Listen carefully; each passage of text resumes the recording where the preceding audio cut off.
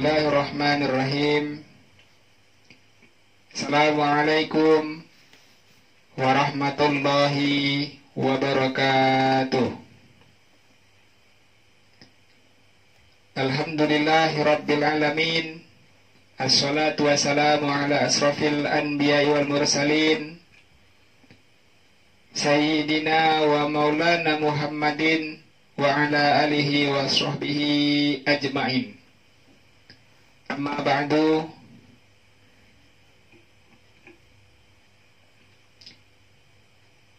Qala Allah Ta'ala, Ya ayyuhalladzina amanu kutiba alaikumus syiyam kama kutiba alal ladzina min qablikum la'allakum tattaqun.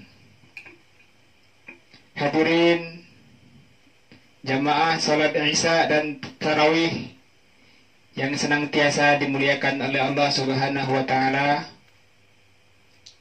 Alhamdulillah, bersyukur kita kepada Allah karena pada malam hari ini, malam yang ketiga, kita masih diberikan kekuatan, masih diberikan kesehatan, dan masih diberikan kenikmatan oleh Allah Subhanahu wa taala untuk bisa melaksanakan ibadah saum dan melaksanakan sholat tarawih di rumah masing-masing. Karena pada kesempatan Ramadan 1441 Hijriah ini, Allah Subhanahu wa taala menurunkan ujian kepada manusia, seluruh umat manusia, baik yang beragama Islam maupun yang beragama non-Muslim.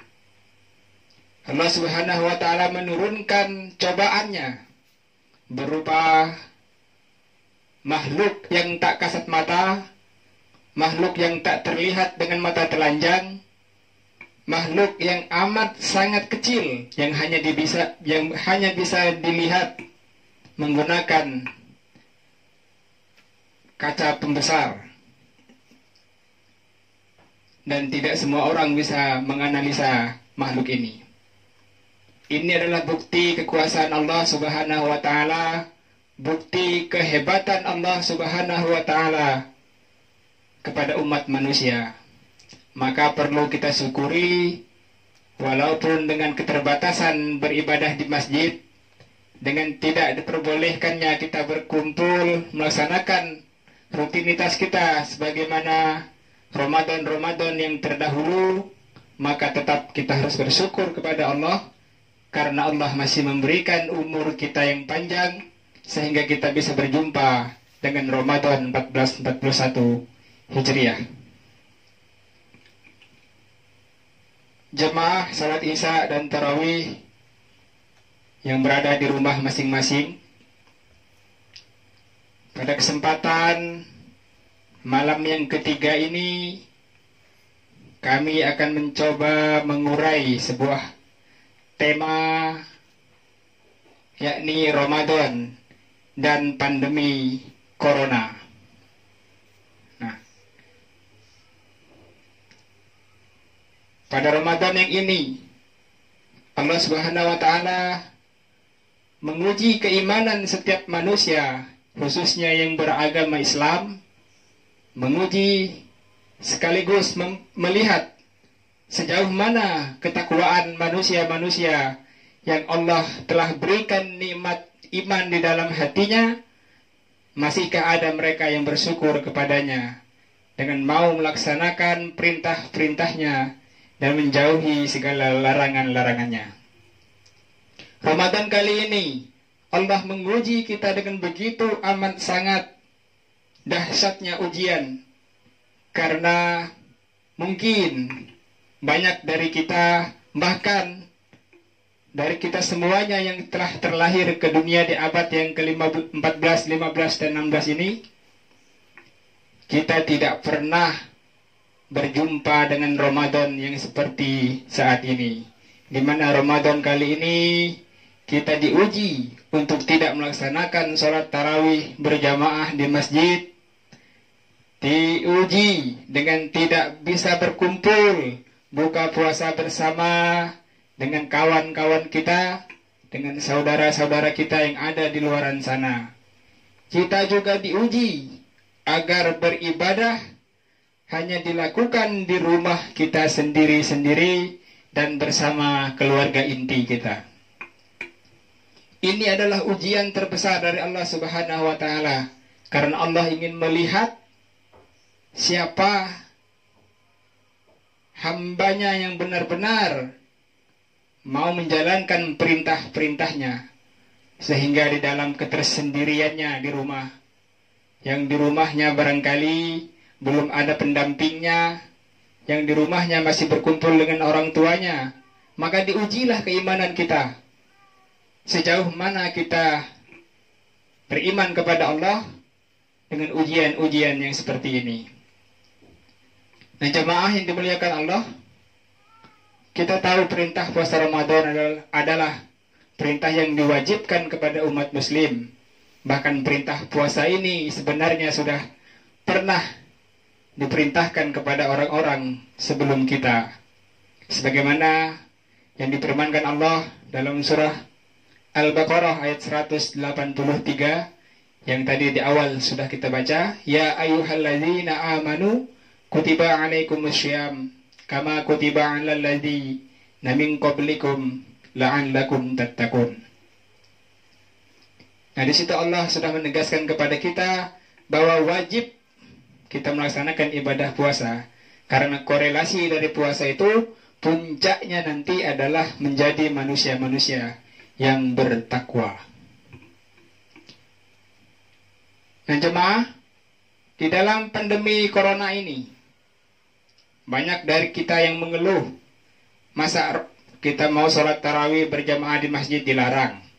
Banyak dari kita yang mengeluh karena tidak bisa buka puasa bersama dengan orang-orang di luaran sana. Banyak dari kita yang mengeluh karena keterbatasan beribadah, berkumpul layaknya Ramadan yang terdahulu. Nah, tapi perlu kita ketahui semuanya bahwa di balik semua cobaan-cobaan ini, itu adalah cara Allah menguji sejauh mana keimanan kita kepada Allah. Apakah kita hanya menjadi manusia-manusia yang ingkar, manusia-manusia yang tidak pandai bersyukur, manusia-manusia yang senantiasa menyalahkan Allah dalam segala keadaan yang kita hadapi. Nah, jemaah yang dimuliakan Allah,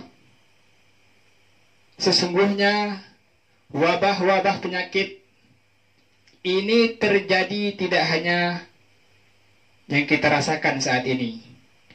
Jauh sebelum kita, ketika pada zaman Rasulullah, itu juga Allah pernah menguji orang-orang pada masa itu dengan wabah penyakit yang mematikan juga.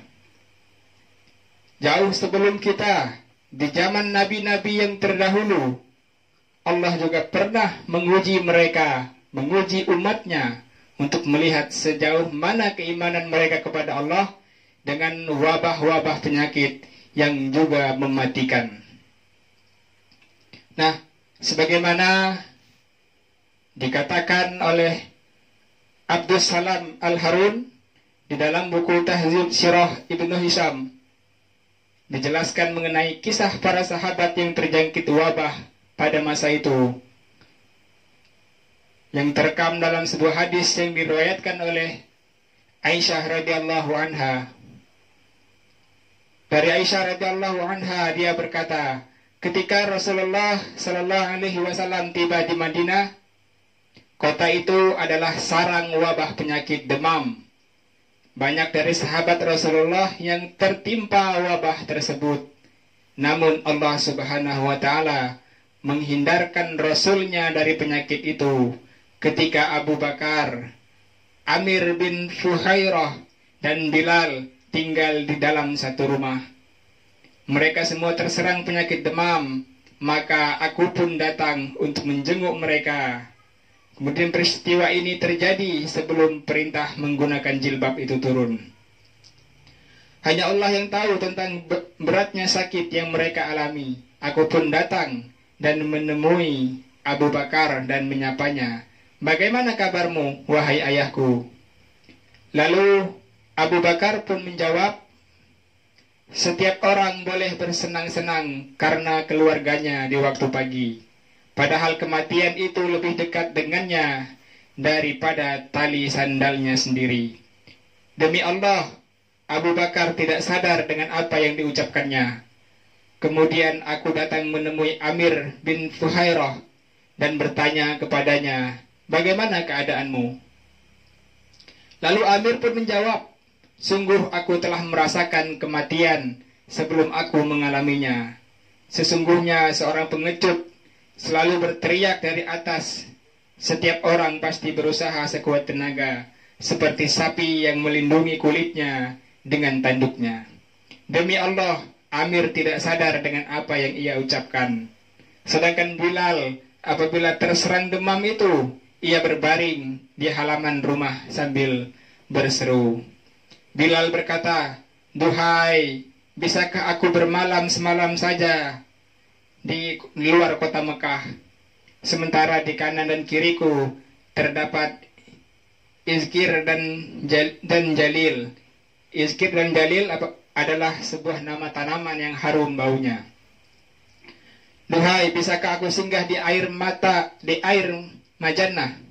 Nah, air Majannah ini adalah sebuah pasar pada masa era jahiliyah. Kemudian Bilal melanjutkan perkataannya, dan bisakah aku menatap sekali lagi bukit Sam'ah dan Tofil? Kemudian aku menceritakan apa yang aku saksikan kepada baginda Rasulullah Sallallahu Alaihi Wasallam. Aku katakan kepada beliau, mereka tidak menyadari apa yang mereka ucapkan karena parahnya demam yang menyerang mereka. Mendengar hal itu, baginda Rasul menjawab, ya Allah, jadikanlah kami mencintai Madinah sebagaimana kami mencintai Mekah, atau bahkan lebih dari itu. Berkahilah mud dan saknya. Satu mud sama dengan 2 ritol bagi penduduk Irak, dan sepertiga ritol bagi penduduk Hijaz. Sedangkan 1 sak sama dengan 4 mud bagi penduduk Hijaz. Serta pindahkanlah wabah yang menimpa ke Ma'iyah, yaitu Zuhfah, yang merupakan mikot penduduk Syam. Nah, jamaah yang dimuliakan Allah, hadis ini menggambarkan kepada kita bahwa sesungguhnya tidak hanya terjadi di masa kita sekarang ini wabah penyakit yang mematikan. Bahkan pada masa zaman baginda Rasul Muhammad SAW, wabah penyakit yang mematikan juga sudah terjadi menimpa umatnya. Sehingga di dalam hadis yang lain, Rasul mengatakan bahwa apabila kamu mendapati suatu wabah dalam suatu negeri, maka janganlah kamu mendatanginya. Dan apabila kamu berada di dalamnya, maka janganlah kamu keluar untuk lari daripadanya. Bahkan di dalam riwayat yang lain dikatakan, apabila kamu menjumpai suatu wabah, maka larilah kamu sebagaimana kamu melihat seekor singa. Jemaah yang dimuliakan Allah, dari hadis-hadis ini kita bisa memaknai bahwa wabah itu adalah suatu makhluk yang diturunkan Allah kepada manusia untuk menguji sejauh mana keimanan manusia itu sendiri. Sejauh mana manusia itu bisa bersyukur kepada Allah, menerima dengan lapang dada, dan tidak pernah mengeluh sedikit pun.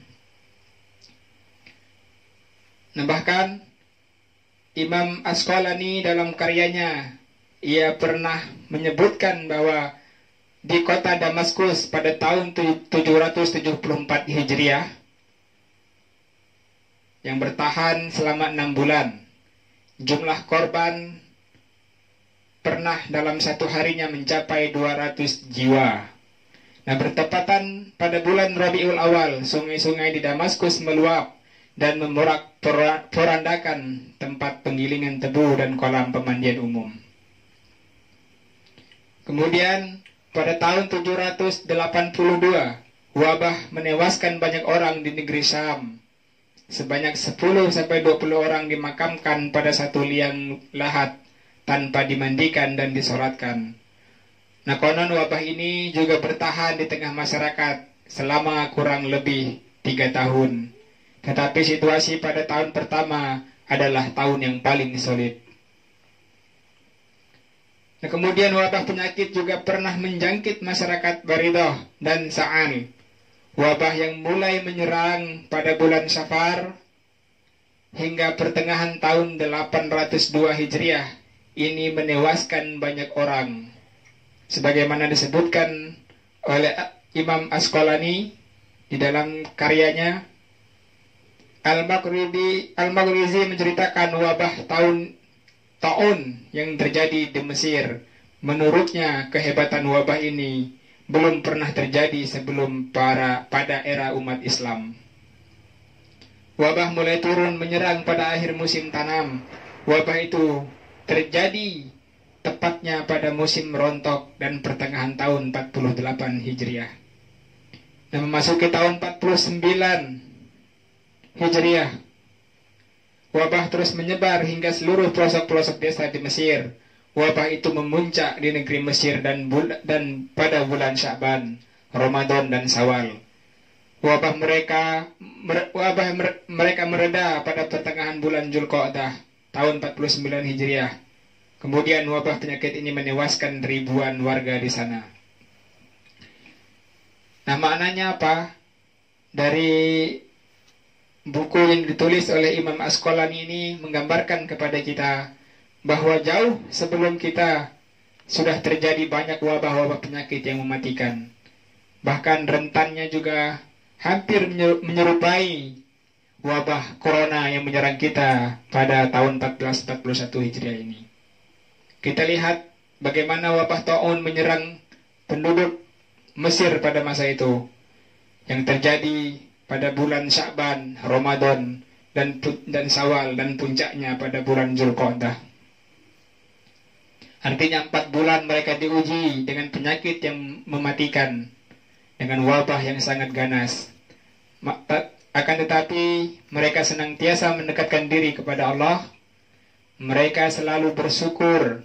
Mereka selalu meminta perlindungan kepada Allah Subhanahu wa Ta'ala untuk menghadapi cobaan-cobaan yang mereka hadapi. Nah, jamaah salat tarawih yang dirahmati Allah, maka penting bagi kita untuk senantiasa selalu memohon kepada Allah untuk diberikan kesabaran, untuk diberikan kekuatan dalam menghadapi wabah corona yang sedang menimpa kita pada masa ini. Jangan sampai wabah corona ini menjadikan kita lemah, menjadikan kita hamba-hamba yang senantiasa kufur kepada Allah, menjadikan kita hamba yang tidak mau bersyukur kepada Allah, bahkan justru kita menjadi lari dari Allah Subhanahu wa Ta'ala. Kita lihat di Indonesia sudah hampir 8.000 orang yang dinyatakan positif corona sampai hari ini, dan yang meninggal sudah hampir 800 orang. Walaupun yang sembuh juga sudah sangat banyak. Artinya apa? Penyakit ini masih bisa disembuhkan jika kita mau mengikuti arahan dari tim kesehatan yang senantiasa berjuang untuk menangkal dan memutus mata rantai corona ini. Nah, kita berharap semoga di bulan Ramadan ini wabah ini menjadi puncaknya terjadi di Indonesia, sehingga kita bisa merasakan ibadah dengan tenang. Setelah Ramadan pergi meninggalkan kita, kita bisa merasakan ibadah dengan nyaman, berkumpul lagi dengan saudara-saudara kita di luar sana, bisa melaksanakan sholat Jumat berjamaah, bisa melaksanakan sholat tarawih, bisa melaksanakan sholat Idul Fitri yang selalu kita rindukan setiap tahunnya. Nah, jamaah yang dimuliakan Allah, maka mari kita selalu memohon kepada Allah, kita berdoa kepada Allah agar wabah penyakit ini segera diangkat dari negeri kita yang kita cintai ini. Demikian yang bisa kami sampaikan. Semoga uraian singkat ini memberikan gambaran kepada kita, memberikan hikmah kepada kita, agar kita senantiasa selalu bersyukur kepada Allah dan tidak pernah merasa Allah itu jauh dari kita dengan adanya ujian-ujian yang Allah turunkan kepada kita. Ingatlah bahwa setiap ujian yang Allah turunkan kepada kita tidak lain adalah bentuk Allah ingin melihat sejauh mana keimanan kita kepada Allah. Karena Allah sudah mengatakan bahwa tidak akan mungkin seorang itu dikatakan beriman apabila tidak pernah diuji. Nah, maka Allah selalu menguji kita setiap saat dan setiap saat. Maka lewatilah ujian itu dan luluskanlah kita dalam ujian-ujian yang Allah berikan kepada kita. Demikian, apabila ada kesalahan kami mohon maaf. Semoga di bulan Ramadan yang ini, tahun ini, khususnya hari yang ketiga kita melaksanakan ibadah puasa, kita senantiasa diberikan kekuatan dan kesehatan tanpa suatu hal apapun, dan kita bisa melaksanakan ibadah puasa sebagaimana puasa-puasa yang telah kita lalui sebelum-sebelumnya. Wabillahi taufiq wal hidayah. Wassalamualaikum warahmatullahi wabarakatuh.